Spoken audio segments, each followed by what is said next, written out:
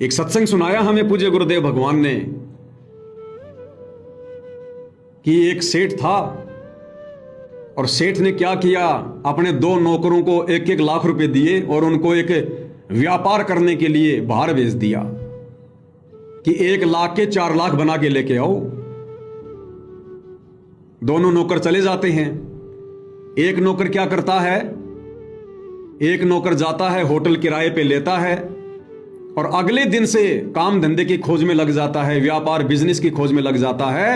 1 लाख रुपया जो ले गया था उससे सामान खरीदता है सस्ते में और डबल दाव में बेच बेच के धन इकट्ठा करता है। और दूसरा होटल किराए पे ले लेता है, काम धंधे की चिंता नहीं, जो 1 लाख रुपया लाया था उससे शराब पीता है, खाना खाता है, मौज मस्ती करता है। और 1 साल तक एक ने तो कई लाख कर लिए 1 लाख के और एक ने 1 लाख को बर्बाद कर दिया। और जब दोनों वापस सेठ जी के पास जाते हैं हिसाब देने के लिए, तो सेठ हिसाब मांगेगा कि भाई तुम्हें 1 लाख रुपए दिए थे, लाओ क्या बना के लाए, हिसाब दो। अब वो एक तो सेठ जी के सामने 5 लाख रुपए रख देता है कि सेठ जी आपने 1 लाख दिया था और मैंने इसके 5 लाख कर दिए। उसको तो सेठ क्या करेगा, शाबाशी देगा, उसको और ऊंचा उसको जो है पद देगा, मुंशी बना देगा, उसकी पीठ थपथपाएगा। और दूसरा जो 1 लाख रुपए लेके गया था, दारू वारू पी के बर्बाद कर दिए, खाली हाथ आया, उसको सेठ क्या करेगा, उसको पल्लेदार लगाएगा, उससे सेठ मजदूरी करवाएगा कि भैया मेरा 1 लाख रुपया चुका दे, तेरे बाप का नहीं था वो, ये छोटे सेठ की पूंजी कोन्या। उसको वो सेठ मजदूरी पे लगाएगा और अपने 1 लाख रुपए पूरे करवाएगा। तो इसी प्रकार परमेश्वर रामपाल जी, ये सेठों का सेठ, सावल सा सेठ है, इसने हमें श्वास रूपी पूंजी दी डबल करने के लिए, भक्ति करने के लिए, मर्यादाओं में रहकर, गुरु वचन में रहकर 11 साल जेल में बैठ के मौका दिया। और जिन्होंने इस पूंजी का डबल कर लिया, कई गुना कर लिया साथ संगति से जुड़कर, उनको तो परमात्मा शाबाशी दे रहे हैं, उनको और आगे बढ़ा रहे हैं भक्ति मार्ग में। बढ़ो बच्चों बढ़ो, आगे से आगे नई नई भक्ति क्रिया। और जिन्होंने 11 साल में परमात्मा के द्वारा दी गई श्वासों का राजनीति में दुरुपयोग किया, दुनियादारी में दुरुपयोग किया, झूठे भाईचारे में दुरुपयोग किया, मर्यादा तोड़कर दुरुपयोग किया, आज परमेश्वर उनसे मजदूरी करवा रहा है। जाओ बनाओ गौशाला, बनाओ धर्मशाला, निकालो झाड़ू, बांटो गांव गांव में कमर पे रख के खाद के कट्टे, डालो गौशालाओं में तूड़ी। आज उनसे परमात्मा मजदूरी करवा रहा है। भैया वो तो पूरे करेगा अपने। एक सत्संग भी है परमात्मा जी का, सुन लीजिएगा। अब जब वह पूंजी खत्म हुई, समय खत्म हुआ, तो उस में तो उसका वो नशा हो सैन्य का छोड़ देखी जाएगी कि यदि किसने देखा ये और भी तलाक, उसके से और भी क्रम इन बतेरे वहां पर मिल गए। अब जब वह पूंजी खत्म हुई, समय खत्म हुआ, तो धर्मशाला वालों ने, सराय वालों ने कमरा ले लिया वापस। नो बोला भाई चाल, थारे सेठ ने इतने दिन के पैसे जमा करा रखे और ये अवधि दे रखी थी, अब हम 1 मिनट नहीं रखा, तड़के अपने गुजरा ने ठा ले जा। अब सुबह नहीं ठाया उसने, ठा के उनके बिस्तर बाहर भगा दिए, क्यों पैसा दोनी रही नहीं। अब वो दोनों मुंशी वापस आते हैं, एक तो जो कमाई जोड़ के और समय समय पर सेठ के पास भेजता रहा, और एक भगत जी नीची नाड़ करें आवश्यक किराया भी मांग के लाया होगा पड़ोसियों। आकर सेठ ने बोला हाँ भाई हिसाब दे भगत जी। मुंशी अब हिसाब के में ले रहा होता, दे नीची नाड़ कर ले। अगर पैसे ले गया था वह कितना, वो करड़ा करड़ा बोला। जब नो बोला मन तक खर्च दिए, नो बोला भाई अब तेरे बाप की पूंजी ना थी या पूरी करनी होगी, चल पलदार लाग जा, मेरी पूरी कर दिया तो छोड़ूंगा। यानी मुंशी पद से हटा के पल्लेदारी का काम दे दिया, मुंशी पद से हटा के उसको पल्लेदारी का काम दे दिया। तो अब सतगुरु रामपाल जी ने सतलोक आश्रम वाले भक्तों को भगत पद से हटाकर मजदूरी का पद दे दिया, मजदूरी का पद। और जब छोड़ूंगा जब मेरी या पूरी पूंजी कर देगा, अड़कर बेटा का। और दूसरे को जो है तरक्की दे दी और मुंशी रखा और साथ में और भी व्यापार दे दिया। तो भाव ये से कहने का कि महाराज भी कहते हैं, कई संतां का भी एक शब्द आते हैं कि छोटे सेठ की पूंजी को ना या मुल्क की लाट पे तैली नी, या को मामूली की पूंजी को ना मनुष्य शरीर और सांस कदे नो सोचा छोटे मोटे साहूकार पे ले रहा और दबड़का दिए कौन दंदा ना, उड़ा तो बक्कल तारेगा और भाई पूरी करवाओगा। फिर वो जाकर यहां से जो बिना कमाई नाम की किया हुआ बक्कल तारेगा और मजदूरी करवाएगा। बेटा मनुष्य जन्म दिया था भक्ति के लिए, भक्ति करी नहीं, बकवाद करी मेरी गैर हाजिरी में परीक्षा के समय में कि गुरुजी को क्या पता, गुरुजी तो जेल में बैठे हैं।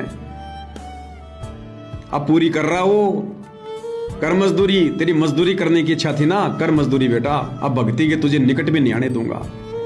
और गुरुदेव ने सत्संग करने छोड़ दिए, चाहे कोई मर्यादा में रहो ना रहो, गुरुजी को कोई चिंता नहीं, कोई टेंशन नहीं। आप देख रहे हो जेल से बाहर आने के बाद गुरुदेव ने सत्संग करने छोड़ दिए। आश्रमों में कोई मर्यादा नहीं है। और गुरुदेव ने भी साफ कह दिया, भाई मेरा तो एक ही मिशन है, बस नशा मुक्त और दहेज मुक्त समाज बनाना, बाकी मेरा और कोई मिशन नहीं है फिलहाल। बाकी मेरा जो असली मिशन है वो साइड में चल रहा है, मैंने चाबी भर रखी है, वो अपने हिसाब से चल रहा है। तो अब परमात्मा इनसे बेगार करवा रहा है, पल्लेदारी करवा रहा है, मजदूरी करवा रहा है। और देख लेना आने वाले समय में, क्योंकि मर्यादा सबकी खंडित है, गुरु को मानुष मानते हैं, बैटरी कब तक चलेगी। और एक समय ऐसा आ जाएगा, क्योंकि परमात्मा ऑर्डर लेने में कमी नहीं छोड़ेंगे, जो आएगा उसी को देंगे। ये तो दाता है, दाता एक राम भिखारी सारी दुनिया, इनके दरबार में कोई कमी थोड़ी है। चाहे कोई कुछ भी मांग ले, ये परमात्मा मना नहीं करेगा। अरे वैसे भी तो सबको यही दे रहा है। गुरुदेव भगवान ने बताया कि बच्चों, अगर परमात्मा सतलोक से एक मुट्ठी अगर 21 ब्रह्मांड में फेंक दे, कोई सैकड़ों वर्ष तक यहां के जीव अपना पेट भरते हैं। इतना सा उस भगवान के लिए तो एक मुट्ठी, और यहां काल के 21 ब्रह्मांड में सैकड़ों हजारों वर्षों के लिए वो पर्याप्त है, खत्म भी नहीं हो। अब बताओ, आज वो कबीर भगवान खुद धरती पर सतगुरु रामपाल जी, क्या कमी उनके दरबार में? तो वो क्यों मना करेगा? चाहे कुआं बनवाओ, जैसे अभी गुजरात में कुआं खुदवाया जा रहा है, भगतों को लगा दिया परमात्मा ने मजदूरी में, जाओ कुआं खोदो। भगत कुआं खोद रहे, वो जगत वाले, वो काल के पुजारी तो बैठे घर में खाली कुएं का ऑर्डर देके। और अब सतगुरु रामपाल जी कुआं किससे खुदवा रहे हैं? अपने भगतों से। वही सतगुरु रामपाल जी जो ये कहते हैं रोज नित्य नियम में कि कहता हूं कहीं जात हूं, कहूं बजाकर ढोल, सांस जो खाली जात है 3 लोक का मोल। आज वो खुद ही अपने भगतों की सांसें बर्बाद करवा रहे हैं। क्यों? क्योंकि भगत खुद बर्बाद करना चाहते हैं, और जिन्होंने अपने श्वासों को आबाद करना चाहा उनको सत्संगति से जोड़ दिया। हमें परमात्मा मजदूरी से दूर घर बैठे परमात्मा संदेश से दिलवा रहे हैं, कोई आपत्ति नहीं आने दे रहे, बढ़िया भक्ति करवा रहे हैं। क्यों? क्योंकि हम पढ़ाई पढ़ना चाहते हैं, हम सतलोक वाली नौकरी प्राप्त करना चाहते हैं। हमने बकवाद नहीं करी गुरु की गैर हाजिरी में। तो गुजरात में कुआं खुदवाया जा रहा है, कहीं ट्यूबवेल लगवाई जा रही है, कहीं मोटर पाइप दबवाए जा रहे हैं, कहीं तूड़ा। अब बताओ, भगत जाएगा। अब जैसे गुरुदेव ने एक पंजाब की गौशाला है, एक हरियाणा की गौशाला है, हर महीने 100 क्विंटल तूड़ी गायों के लिए डालनी है।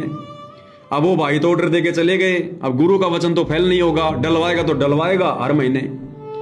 अब बताओ, अब कौन जाएंगे तूड़ी डालने? अब भगत जाएंगे, ट्रैक्टर लेके जाएंगे, साथ में वहां जो भगत गए उनको कहेंगे चलो चलो सेवा है, गुरु जी की सेवा।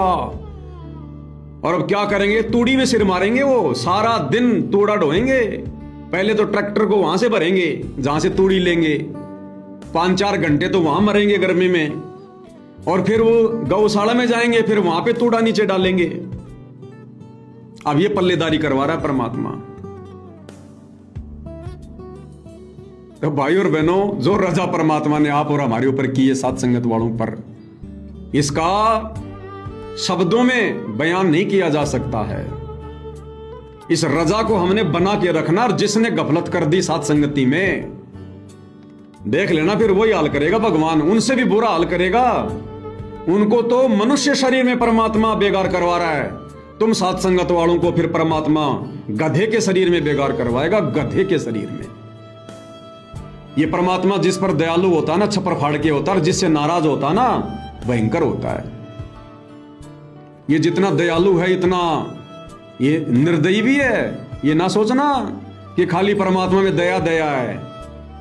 हिरणाकुश की छाती भी इसी ने फाड़ी थी नरसिंह रूप धारण करके। रावण की छाती में तीर भी इसी ने मारा था, जिसको हम दयालु कह रहे हैं। नरसिंह रूप धरे गुरु राया, हिरणाकुश को मारण दाया। ये वही भगवान है, ध्यान रख लेना, समय समय की बात है। तो इसकी दयालुता का फायदा उठा लो भक्ति करके, नहीं तो फिर ये पल्लेदारी तो सामने है ही है। फिर आज मनुष्य के शरीर में, कल को गधे के शरीर में।